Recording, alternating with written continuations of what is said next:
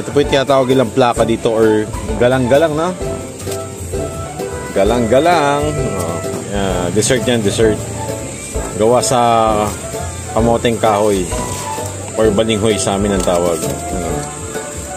Para siyang plaka ng ano, yung plaka ng ano, yung sinuunang plaka.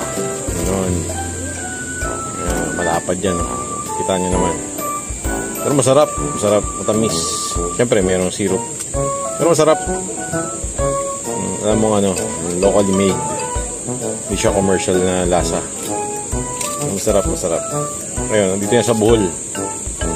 Ayun, kakainin ko na to. Sige, Tropa Pits. Haha.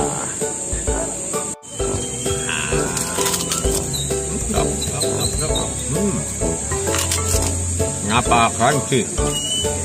Ba? Sarap.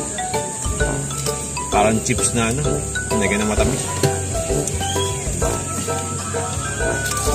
Sarap. Wala ka.